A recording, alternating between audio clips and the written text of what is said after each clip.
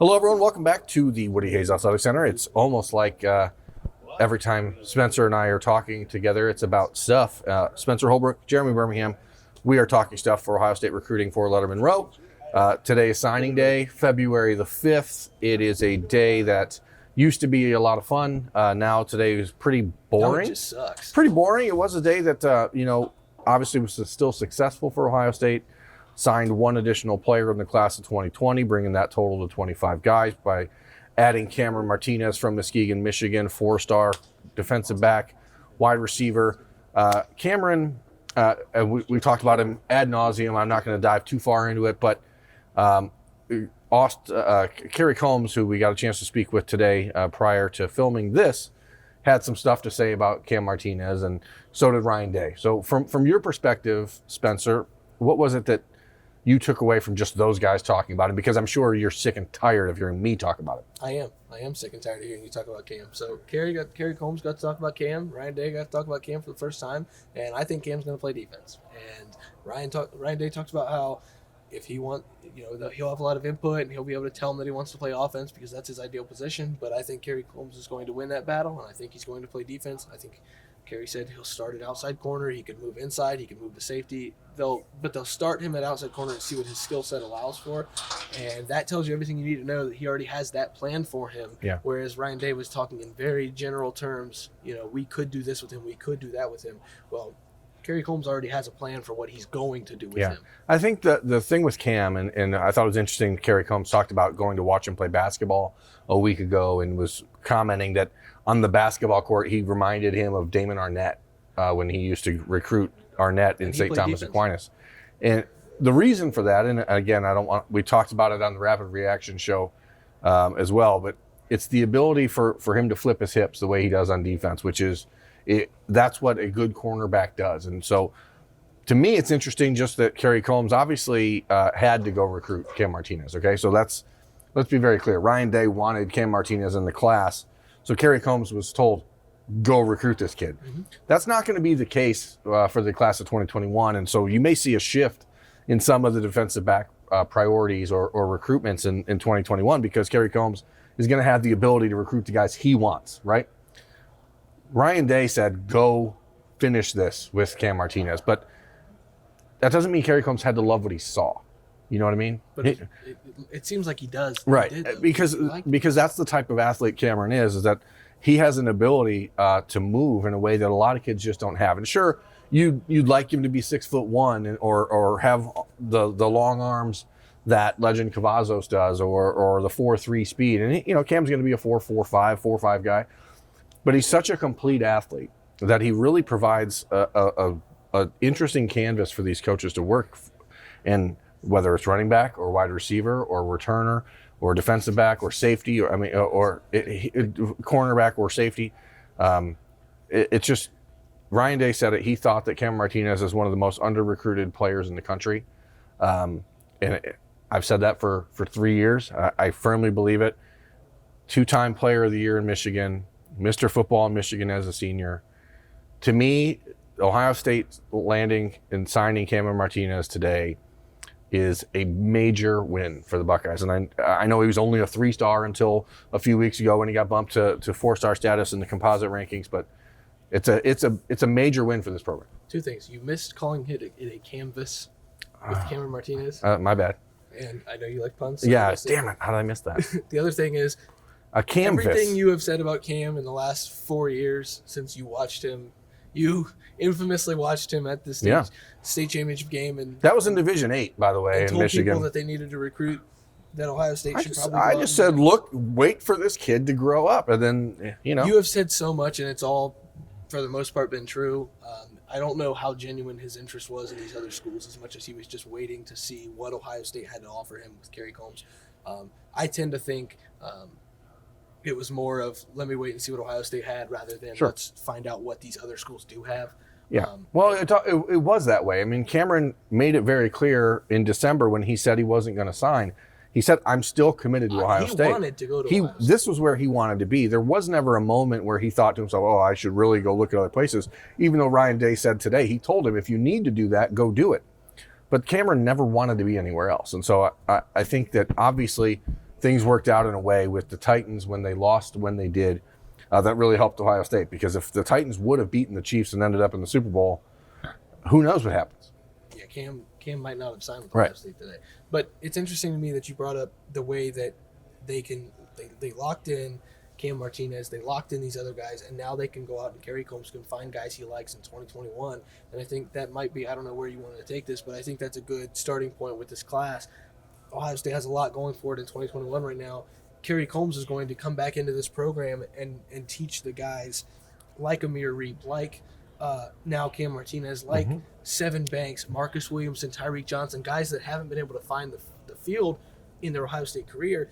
And they might find a little bit of a revelation there, because the guy that recruited them, that trusted them as players 3 or 4 years ago, that's your position coach now. And so the priority might shift. Yeah. They might only want 2 corners or maybe at tops 3 corners, whereas some of these guys that haven't panned out, if they didn't pan out again this year, they might have to go out and get 3 or 4 defensive backs. And I think it's interesting to watch over these next few weeks and these next few months to see the progress that those guys make and the priority shift that happens in 2021, because there are some fantastic corners that Ohio State's high on the list. There are. And I think what the point that I think you're getting at here is that in a normal coaching change situation, you bring in a guy that has to start brand new with the players that are already on the roster, right? Mm-hmm. You have to bring in a guy that has to decide, okay, these are the guys I like, these are the guys. This is Kerry Coombs' defensive back room. 90% of these guys he recruited. They just happen to be developed by 2 other guys in the last 2 years. So now he already knows what he's walking into, and I think that is a huge thing for him. But as far as the guys on the roster, there's not going to be that awkward moment of, okay, how does this new coach like me? These guys know. And I think it's clear from the first couple weeks that Kerry Coombs was on the recruiting trail. He went to see Jordan Hancock. He went to see Ja'Kalen Johnson. He went to see Tony Grimes. He went to see all the guys that we've already been talking about, because those are the best cornerbacks in the country. And take it to the bank, one of those 3 will be in scarlet and gray. Sure, because Kerry Coombs wins recruiting battles, and that's one of the big things that you have to talk about with him. He didn't really have to win Cameron Martinez, but he had to win him over. Yeah. He had to win him over. Well, he had to earn his family's trust and let them know that he had Cam's best interest at heart. And I think the important thing here is to see what happens once Ohio State can get back on the recruiting trail in March. Because this entire month of February is a recruiting dead period, as we've already talked about. And that means Kerry Coombs is going to be watching a lot of tape, and he's going to be seeing a lot of players around the country that he hasn't had a chance to see. So that first couple week period, he's going to see the guys they already know, okay? He's going to see the guys that Mark Pantoni and Matt Barnes and Al Washington have said, these are the guys we like.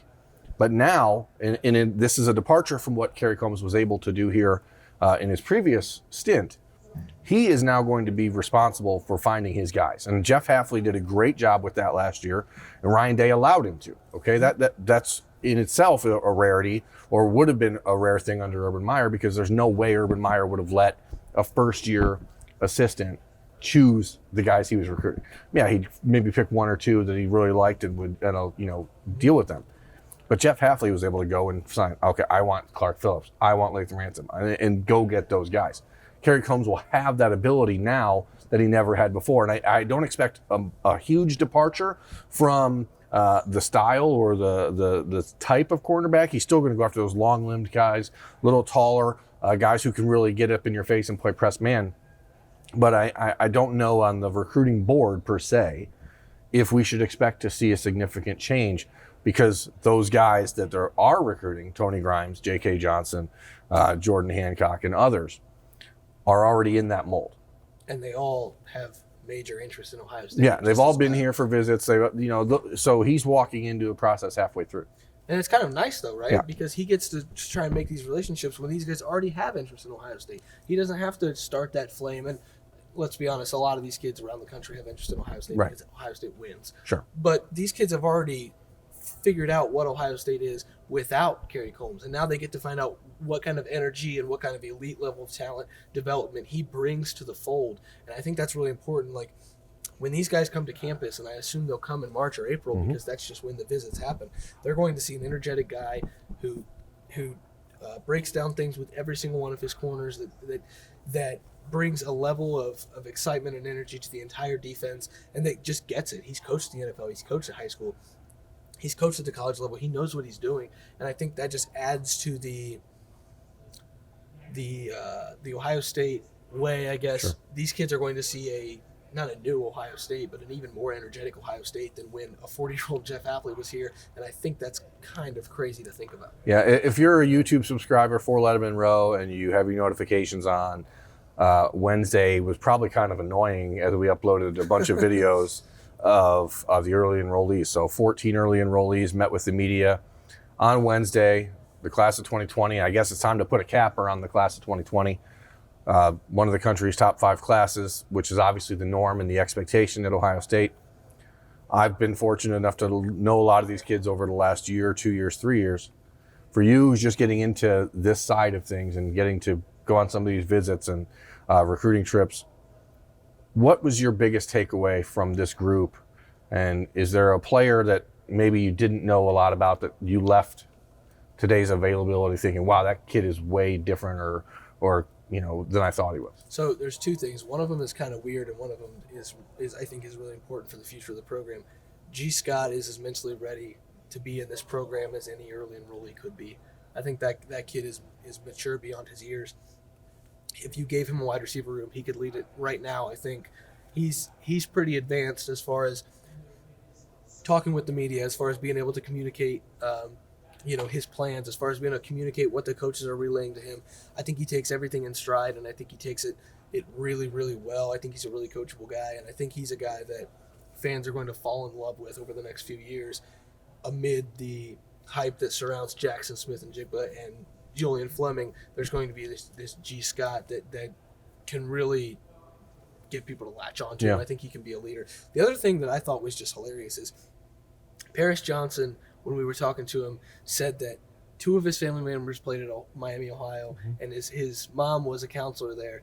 He legitimately, before he visited Ohio State, had Miami in a top 3 with Alabama and Michigan State, and he said he wanted to make it very clear that was a realistic option for him until they waited to offer, until after the Alabamas and the Clemsons and the Ohio States offered, and then he had to sit down and say, that's not an option for you. That was his dream school. And so I think I have a newfound appreciation for Paris Johnson just being ready to get to work, because at one point in time, his dream school was a MAC school. Yeah. And now he's here at Ohio State, and every dream that he has is out in front of him, and he already looks ready to play. And we talked about that on Rapid Reaction. I just thought that was an interesting tidbit to learn about him, and you start to learn a little bit about who these guys are aside from their top 5s and top 10s and what this coach is preaching to them. Right. To me, a little inside baseball here on this type of day, right? There's 50 plus media members getting a chance to feast on people they've never met before. They have their preconceived notions about what these kids are, what type of, based on a 24/7 what they would think if they were in their shoes, blah, blah, blah. And to me, as you watch and listen to media members today, there was I don't want to say almost concerted effort, but everyone is waiting for there to be a rift between CJ Stroud and Jack Miller. And I think people are creating this idea that those two are going to go at it and they're not going to be friends, and they're competing against each other, and the loser has to leave town on a horse, like I watched as a number of different people in the media today, tried to get them to, I don't want to say speak negatively, but to just say, yeah, I'm better, he sucks. The best example of that is this. Julian Fleming, Jack Miller's walking off the field. Julian Fleming's walking onto the field. Julian Fleming, who is a roommate of C.J. Stroud, looks at Jack Miller and says, hey, did you eat yet? That guy is getting along with both of these guys, and they're both getting along with each other. It is starting to drive me a little crazy. These guys are not going to have a physical altercation. Yeah, I think that the reality... They're going to be friends, and they're just going to compete against each other. And that's what every other position does, the exact same thing. Yeah. It's just the fact that it's the quarterback position. We're a month into their college careers. They haven't taken an actual snap of football, and everyone is talking to them as though one of them is going to, like they're in a steel cage. It's Survivor. It's not celebrity death match, okay? These are 18-year-old kids who are trying to figure out how to go to class on time and go to study table Let's get it on.